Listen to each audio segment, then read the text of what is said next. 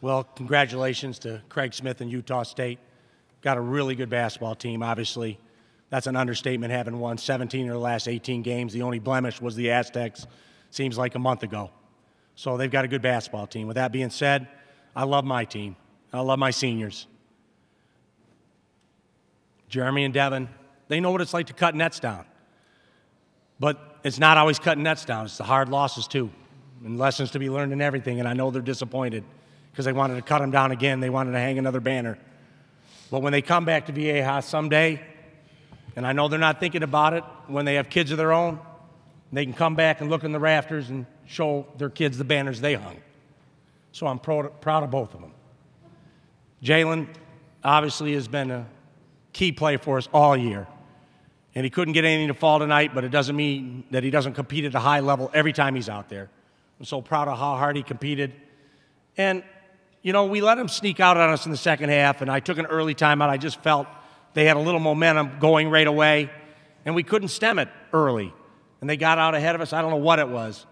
But to our credit, to these guys' credit, they never gave in. They fought to the bitter end. And had we had a three maybe fall and make it a two-possession game, but to Utah State's credit, they didn't let that happen. And I'm disappointed. I love this team. I love how hard they play, and I love how hard they play for San Diego State. Not for themselves, but for their university. So thank you, guys. Thank you, Coach. Questions for our student athletes? Jeremy, I just noticed in the first half the kind of defense you played on Merrill. You forced him into that front court timeout and chased him, you know, sideline to sideline, and he was really struggling and working to try to score early on. Can you just talk about that first half, what you were trying to do? And I know when you forced that timeout, you were pretty emotional and knew you were being effective on that end. I was just trying to use my length to my advantage. He's a player that doesn't stop moving, so you got to frustrate him when he has the ball in his hands, and that's what I try to do. I just try to frustrate him. Go ahead. Jeremy, at the end, when you fouled out, it seemed a few minutes before you were frustrated, you know, with the call. I saw you, you know, rip your jersey, or almost like, you know, pull up your jersey on a call on Sam Merrill towards the end. But it seems like at the end, you walked over a little bit more calm, and just, you know, I saw you hug a bunch of your teammates, coaches. So, what was those last moments like, just knowing this was the final game? It's just crazy to think how fast it goes by. But yeah, I hugged my teammates because I knew I won't be on the court with them again. And I had my family here. I had my mom, my dad, and my little sister, and my little brother. And this was the first time they got to see me play in a conference tournament. So, of course, I was emotional. It was, you know, I wanted to win that game really bad. Going to the tournament is something you dream about as a kid, and that's something I've dreamt about since I picked up a basketball. So, you know, sometimes it doesn't always go your way. It's worse things that can happen in life than losing a basketball game. So, you know, the emotions were just me realizing that it's over with. I'm not playing with these guys that I love anymore, and you know, that's just what it is, and that's okay. This is for Devin. So in those last 5 minutes with Jalen out, they really put their defensive focus on you. I know you're trying to grinding out to trying to get a good look, and you were able to hit a couple of big threes late. Just kind of take us over those last 5 minutes, what was going through your head and how you were trying to get a shot, kind of trying to will your team back. I don't know. Just 5 minutes left. I was seeing if we could keep chipping it down. I was trying to pick and choose my moments where I can get a shot off or my teammate can get a shot off, but really it was just trying to keep the game close, you know, and make shots. This is for each of the players. I know you guys set a very high standard of reaching the NCAA tournament. The program's been 7 in the previous 9 years. How do you look at this season? You know, obviously you're not going to the NCAA tournament, but you play great basketball down the stretch. and you got to the championship game. You're 20 minutes away from getting there. So, I mean, do you look at this as a positive season, as a disappointing season? How do you guys kind of balance that? I mean, during the season, it was a lot of ups and downs, but I feel like we overcame a lot. We had a lot of young guys, a lot of new guys. We had some guys who've been here before, and we made it to the championship, and we wanted to win that game so bad, and it got away from us a little bit. But I'm proud of my teammates and how far we came and getting to the last game. To go off what Dev said, we did have a lot of ups and downs, you know. Proud of the young guys for stepping up, you know, AG, Nate, you know, a freshman, first time playing college basketball at this stage. So I respect them for stepping up, and my two seniors right here, you know, they've been playing their heart out every game, and it's just disappointing. So, Devin, could you just kind of explain to people who don't see him as much as you saw him every single day what kind of a defender Jeremy's been during his time at San Diego State? Man, Jeremy's been doing that since I've known him. Like, even in practice, that's really what he takes pride in, defense. If it's locking me up in practice, anybody.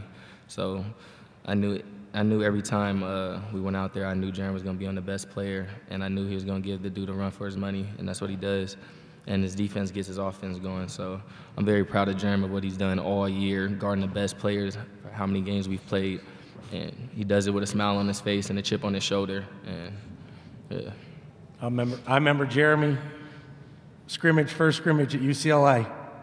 We finished, and he looked at me, and he said, I don't know what just happened. And it seems like it was just yesterday, 4 years later. Here we sit, and he knows everything that's happening on the floor.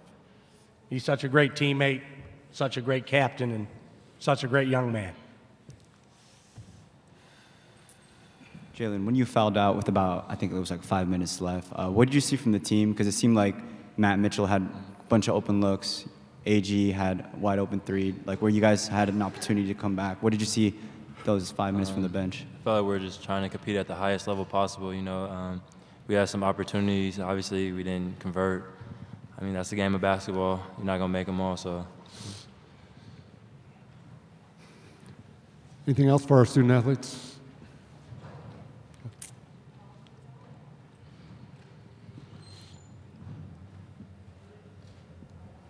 What's that? Just for the coach? Okay, I'll dismiss the student athletes One more at this for time. Go ahead. Z, you got one more? This is on. What were your thoughts when you walked to the bench after fouling out, knowing this might be your final game at San Diego State, and what's the process going to be for you going forward? I know it's early, but what's the process going to be? You know, I just had all my belief in my teammates that they were going to get it done. You know, I was on the bench cheering, doing whatever I can, just being in the huddle, just being there for them, even though I was out. And, you know, I'm really not focused on that right now. You know, we just have to see what happens.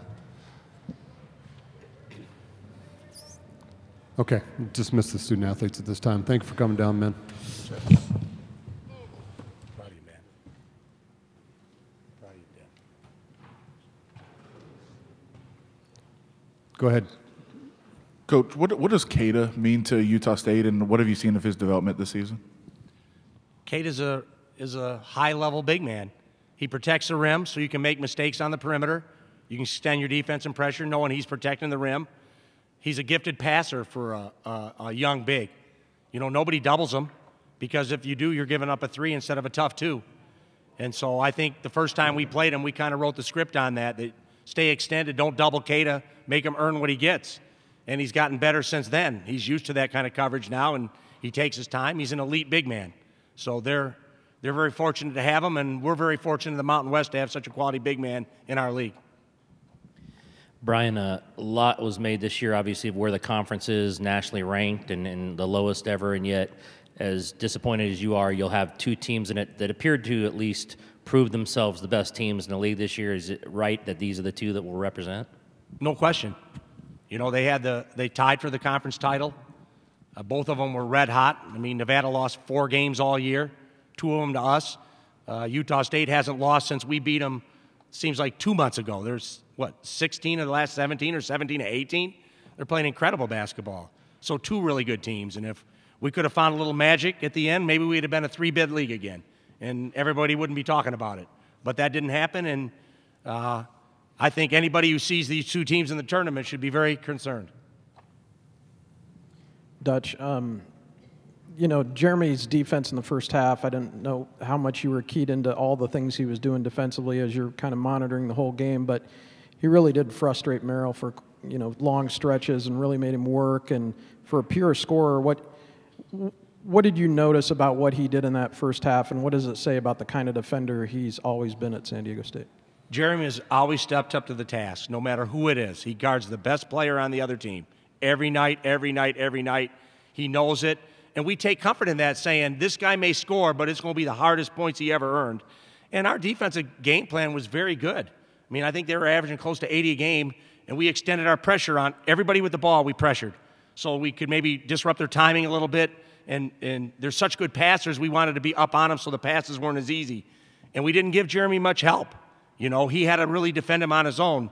Down the stretch, I wish we'd have helped him a little more, maybe from the perimeter. We knew Kata rolling to the basket was always dangerous. But we leave Jeremy on an island and we just say, get it done. And that's a tough job. And he does it as well as anybody in the country. And Dutch, Utah State had the last bye of the conference season. Went 9 days before the tournament without playing. Your last bye was in mid-January. Had to play 14 straight games without a break. You'd expect tired legs to show up in the second half. Your team fell behind in the second half. How much do you think that might have been a factor? And you know, they look pretty fresh out there, didn't they? Yeah, fresh and good. I mean, yeah, the time off they obviously took advantage of. They put a couple wrinkles into set plays they'd run all year, so they had some counters. I mean, we saw them ahead of time. They didn't just spring them on us. Obviously, their first couple opponents in the Mountain West saw them, but they put that time to good use. They added some stuff offensively.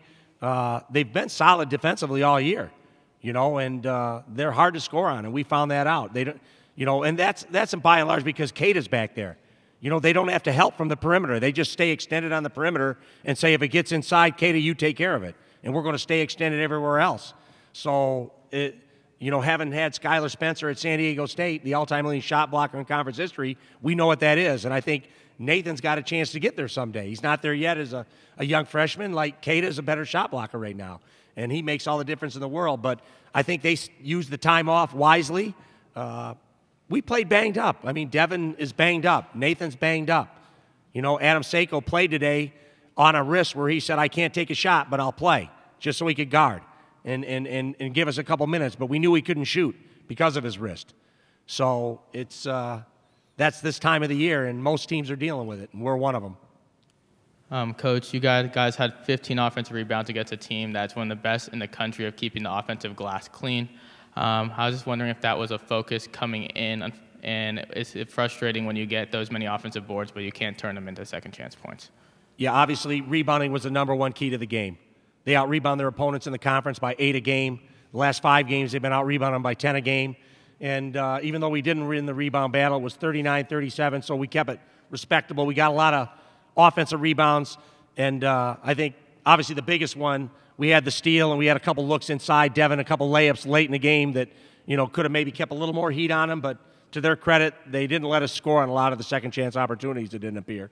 I'd have to look back to see exactly, but even though we got the rebounds, they did a good job of getting back on shooters and not letting us score on those putbacks.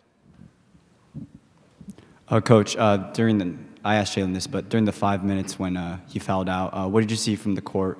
Did you see missed opportunities, just open shots not falling in? Obviously, you know, we went small down the stretch. You know, we were playing Nate and Nolan, and we just said, we're down 8, 9, 10 points. Let's go small. Let's pick and pop. Let's give Matt some threes. Let's give AG a couple looks at open threes because we knew they weren't switching. So we got those looks, and we didn't make them.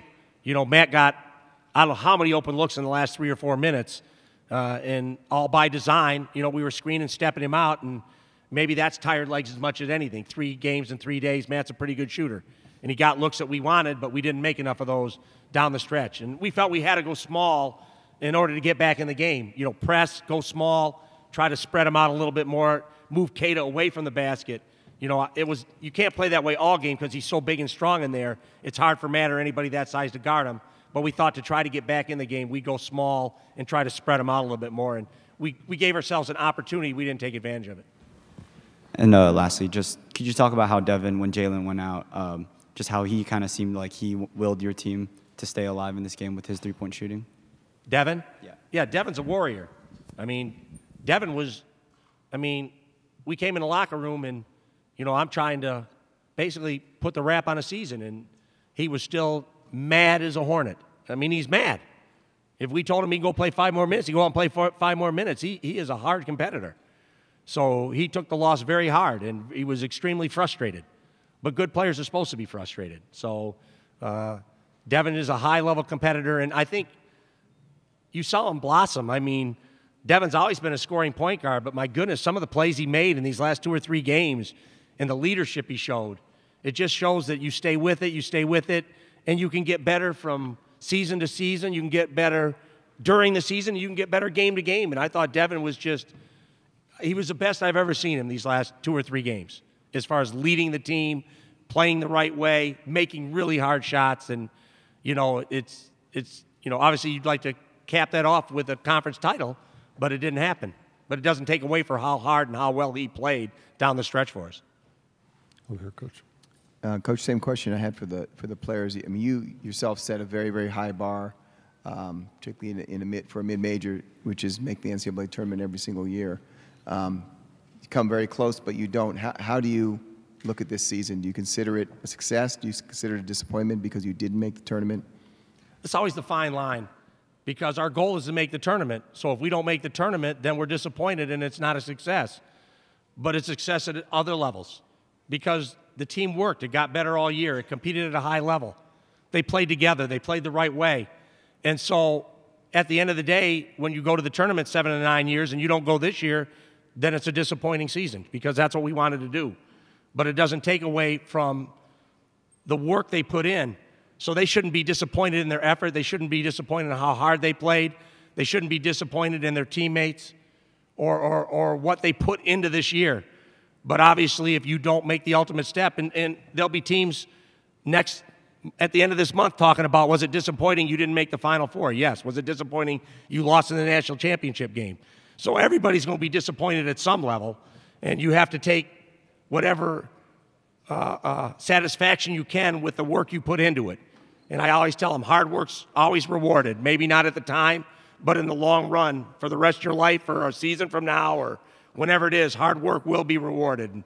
So were we rewarded with a trip to the tournament? No, but they were rewarded with being the right people that played the right way and hung together with a bunch of young kids. I know no one wants to hear it, but when you're playing with 80 of your top 11 or freshmen or sophomores, there's a lot of work that goes into it. So I think we got better, and I think it bodes well for the future for San Diego State.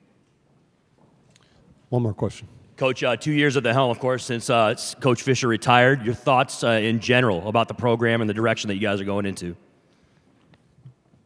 That's what Coach Fisher always said. We're not a one-hit wonder. We have a program at San Diego State.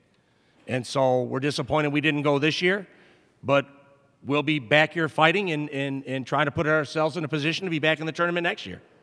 I think everybody knows, and I'm not trying to brag, we have more conference titles than anybody in the Mountain West, more conference tournament titles, and so we have a high standard for our performance. And so when we fall short of that, we fall short of our standard. And so am I disappointed? Yes. But do I think the future is bright and will continue to be bright at San Diego State? Yes, because we're about the right things.